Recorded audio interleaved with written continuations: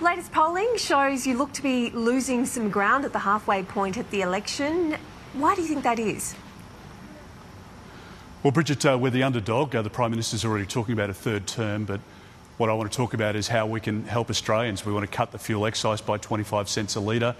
We want to give $1,200 back to the average taxpayer because it's their money and they're doing it tough under this government at the moment. We want to restore the dream of home ownership, which is why our 5-point plan is all about getting more houses built and getting more young people into those houses. We want to lead an economy that is world-class, and we want to get our energy system fixed up, and we certainly want to run a first-class healthcare system, which we can only do if we manage the economy well. Let's talk about housing for a moment. You've said you want prices to rise steadily. I wonder how you think that landed with everyday Australians who look at housing getting more and more exorbitant across the country. Do you think they want housing prices to rise? Shouldn't we be doing more to bring prices down?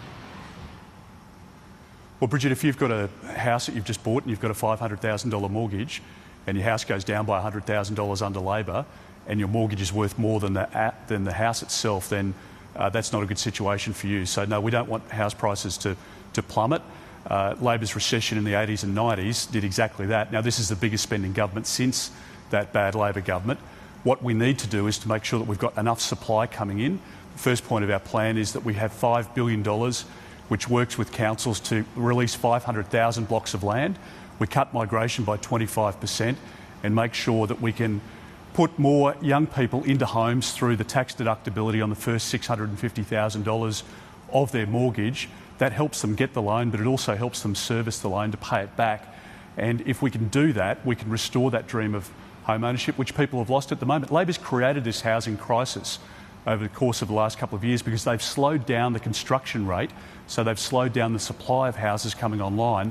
At the same time, they've brought in 1 million people over 2 years, which is a 70% increase on any period in our country's history. And so the demand for housing has rapidly increased, and that's what's locked Australians out of housing. It's also driven up the cost of rent by about 18%, which is why young Australians are feeling, really under pressure under this bad government. Let's go back to the question. When you say you want prices to rise steadily, do you have an appropriate level in mind, the same as inflation, for example? No, Bridget, we want sustainable growth, and if you're buying a house today, if you can find one and if you can afford one under this government, you don't want to wake up in 2 years' time and find that the value of that house has gone down. We don't want that situation for Australians. We want a home to be an asset where you can raise a family, where you can use it as security to the bank if you want to start a small business in the back bedroom or the garage. We want it to be an asset that increases in value as you get toward retirement, and that ultimately one day you can leave to your children as an asset that will help them in their lives. So home ownership is absolutely integral to our culture and to who we are, and if people vote for the Liberal Party at the next election, they can have the dream of home ownership restored again. And this is really targeted squarely at helping young people, young professionals, and not just couples but individuals as well. This is about an $11,000 or $12,000 a year assistance package over 5 years, and the first 5 years of the mortgage are the most crucial because it helps people pay down some of the loan amount. It means that the house can go up over that 5-year period, and it'll just give people some breathing room. This is a different prospect for this generation in relation to housing than it was for my generation. People need more of their disposable income. House prices obviously are astronomically high compared to, the previous generations, and so we have to meet the market and we have to deal with the reality of the situation that young Australians are finding themselves in, and that's why I think people see in the commentary this morning the wheels are falling off the Labor Party's housing policy, but ours has been well thought through and it's really targeted at helping young people who have given up the dream of home ownership under Mr Albanese. I think, to be fair, economists have widely condemned both your policy and that of Labor's.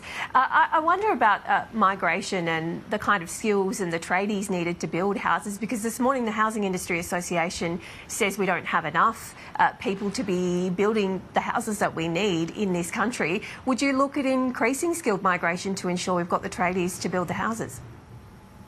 Yeah, Bridget, it's a really important point. So the CFMEU told the government to take those tradies off the skills list, which is what this government's done over the last 3 years, and it's led to exactly the situation that you've described.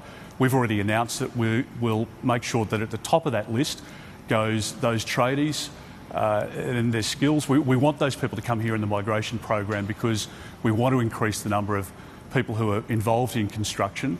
We've also said that we have, and again, another part of our plan is to put support into young apprentices and trainees going into the building and construction sector. It's a $12,000 wage subsidy to provide support to those young people to complete their trade so that we can have a replacement, because it's also an ageing workforce in construction. So there are many elements of our housing package which altogether increase the supply of housing and also reduce the demand of housing by bringing migration back so that we have a chance for young Australians to get into housing that they don't have today. Overseas overnight, we've heard the US President Donald Trump say he will soon introduce tariffs on pharmaceutical imports, which is concerning for Australia. If you were to win office, what kind of a conversation would you have with Donald Trump about tariffs? How direct would you need to be with him to ensure that Australian imports and our trading relationship remain strong? Well, Bridget, I've always said that we stand up for our pharmaceutical sector and our beef sector and every other sector. Will do what's in our country's best interest. But this election is about whether or not you want 3 more years of Anthony Albanese. And Anthony Albanese has, I think, done great damage to the economy. Australians have really struggled. We've been living through 2 years of a household recession in this country, 7 consecutive quarters. It hasn't happened anywhere else in the world. And so this election is about, can you afford 3 more years of a Labor government, particularly if it's a Labor Greens government, which would be big spending. It would drive up inflation, which ultimately drives up interest rates, and that's a disaster for young families who have the mortgages that we were just talking about.